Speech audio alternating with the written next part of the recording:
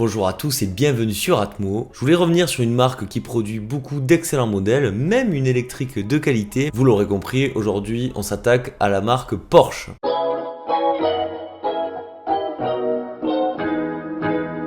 Pour avoir quasiment tout misé sur sa 911 entre les années 60 et les années 90, Porsche se retrouve dans une situation très délicate à l'approche des années 2000. Le salut viendra d'un SUV, comme quoi des fois ils peuvent avoir des avantages. Mais les Atmo chouchous, revenons 50 ans en arrière, exactement en 1948, avec Ferry Porsche, le fils de Ferdinand, le fameux.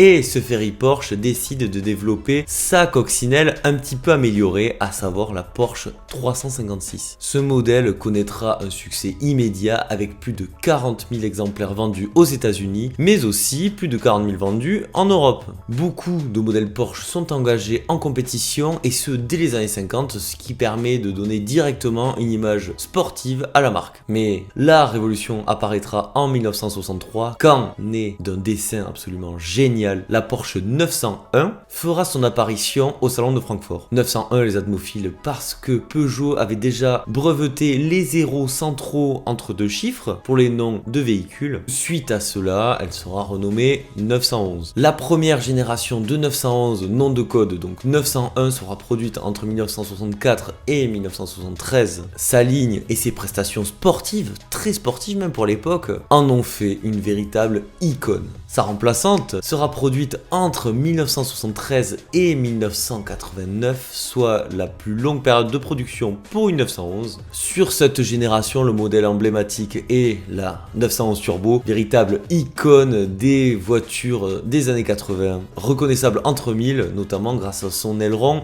énorme. Entre 89 et 94, la 911 type 964 va prendre la relève. Une des nouveautés qu'elle apporte est la transmission intégrale avec la 911 Carrera 4. La dernière 911 considérée comme une véritable 911 par les puristes va être le modèle type 993. Ce modèle est sûrement ma 911 préférée avec peut-être la toute dernière 992 que je trouve aussi complètement sublime. Cette 993 est sortie en 93 jusqu'en 1998. Elle est surtout la dernière Porsche 911 à profiter de son mythique moteur 6 cylindres à plat refroidi par air. Tous ces modèles ont connu un succès quand même assez énorme pour la catégorie, faut pas se le cacher, parce que en plus de 30 ans, il y a eu tout de même plus de 400 000 exemplaires vendus. Toute génération de 911 confondue, c'est tout simplement énorme pour ce que l'on considère comme une sportive de prestige. Pourtant, assez tôt, les ingénieurs de Stuttgart avaient compris que mettre tous ses œufs dans le même panier, c'est pas forcément la chose optimale pour pérenniser une entreprise, on va dire. C'est pourquoi, dès les années 70, ils vont essayer de compléter la gamme 911 avec différents modèles tels que le Porsche 914 que j'adore, la Porsche 924, la 928, la 944 et même en 92 l'imposante mais très jolie Porsche 968. Bien que certains modèles aient rencontré le succès, notamment aux États-Unis, qui est le marché principal de Porsche, aucun de ces modèles ne réussit à convaincre complètement les puristes. Ils sont compliqués ces puristes. Je suis allé voir les médecins, ils m'ont dit vous êtes casse-couille. Et eux, ils ne jurent que par l'unique 911, et même pour eux, seule la 911 mérite l'appellation de Porsche. Bon, vous l'aurez compris, Porsche dans les années 90, ça commence à être un petit peu compliqué. Ils vendent quand même beaucoup moins de véhicules qu'auparavant, et la situation ne peut pas durer ainsi très longtemps. D'ailleurs, anecdote assez marrante, Toyota tente de racheter Porsche en vain. C'est une période où la marque va essayer de se renouveler car sinon elle était condamnée à mourir. C'est pourquoi, dès 1996, le Boxster sera lancé. Pour les puristes, c'est pas encore tout à fait ça, malgré tout ça reste un très beau succès pour la marque et ça permet à Porsche de souffler, on va dire, quelques années. Ouf, quelques années de répit. Malgré tout, le constat est assez clair. En 2000, Porsche a vendu 49 000 véhicules dans le monde, c'est un score assez honorable en soi pour une marque sportive, mais trop peu pour pouvoir prospérer, et c'est pas la 911 type 996 qui va permettre à la marque de s'en sortir, étant donné que cette 911 est sûrement la plus décriée de l'histoire encore aujourd'hui. Hérétique! Au bûcher! C'est le bûcher! Une fois n'est pas coutume, Porsche va s'inspirer de ce que fait la concurrence, et ça fait pas très longtemps que BM avec son X5 et Mercedes avec son ML, ils cartonnent un petit peu tout, avec leurs gros 4x4 luxueux. À l'époque, on appelait ça des 4x4 de luxe, maintenant, vous l'aurez compris, ce sont des SUV. En soi, c'est un petit peu la même chose, sauf qu'on enlève la fonction 4x4 pour la plupart. C'est la goutte, là! C'est la goutte!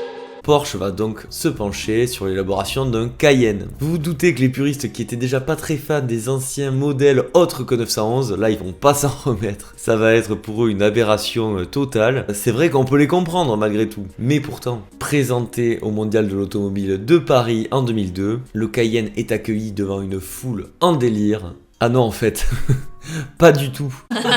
De prime abord, le public est au mieux intrigué, au pire scandalisé par cette espèce d'énorme camionnette qui ose porter fièrement le blason Porsche. Quelle indignité. Seulement voilà, il s'agit tout de même d'une Porsche, et même s'il a été élaboré sur les bases du Touareg, ce Cayenne va rapidement mettre beaucoup de personnes d'accord avec des motorisations très puissantes. Je vous rappelle que le Cayenne Turbo S proposait une motorisation allant jusqu'à 550 chevaux. En plus de ça, l'habitabilité est exceptionnelle, notamment pour une Porsche, logique, et la qualité de finition est au niveau des standards de la marque. Cerise sur le gâteau, ce modèle propose de véritables aptitudes tout-terrain et peut se poser aussi comme un concurrent du Range Rover. Sur sa première année entière de commercialisation, le Cayenne atteindra plus de 20 000 exemplaires vendus, un résultat complètement inespéré pour Porsche. En 2004, le Cayenne se vend même mieux que la 911. Ce succès est bénéfique pour la marque qui va tenter de proposer d'autres nouveaux modèles, à commencer par le Cayman lancé en 2005. Le Cayman est un petit succès mais ne se vend pas du tout autant que le Cayenne, qui se vend de mieux en mieux et qui va même les puristes barrez-vous, comble de l'hérésie, il va recevoir un moteur diesel. Ouais, un SUV diesel chez Porsche.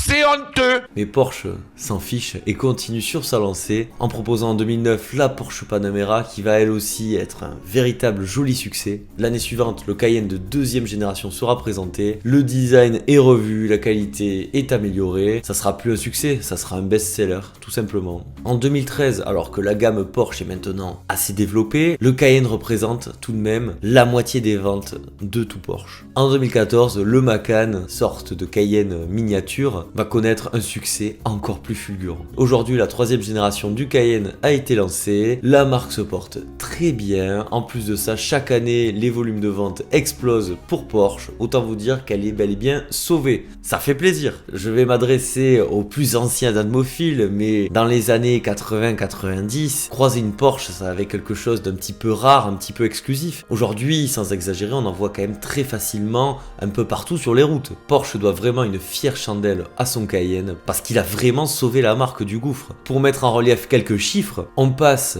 de 14 000 Porsche vendus en 93, 10 ans plus tard on en est à 71 000 suite au lancement du Cayenne notamment, et pour mettre en relief ces chiffres, en 2020 on a atteint 272 000 Porsche vendus dans le monde, année Covid, je rappelle. En plus de ça, la Porsche 911 fait partie des voitures les plus rentables au monde. C'est véritablement une success story. Merci le Cayenne d'avoir permis à la marque de se relancer. Et Porsche, vous avez été très intelligent en améliorant votre modèle mythique, la 911, et en créant plein d'autres modèles pour toucher un public plus large, mais tout en préservant une ADN quand même sportive. Dommage que Ferry Porsche, décédé en 98, n'ait pas pu assister à ce miracle. Bon les admophiles, j'espère que cette vidéo vous a plu. Si c'est le cas, pensez au pouce bleu, aux commentaires. Pour le référencement, ça fait toujours hyper plaisir. Et aussi, pensez à vous abonner. Je remercie beaucoup ceux qui le font. Ça aide énormément la chaîne. Vous, de votre côté, n'hésitez pas à me dire ce que vous pensez de ce Cayenne. Et si vous avez des idées d'autres véhicules qui ont sauvé une marque, de mon côté, si ce format vous plaît, j'en ai 2-3 en tête. Prenez soin de vous, c'est le plus important. C'était Admo, je vous fais la bise.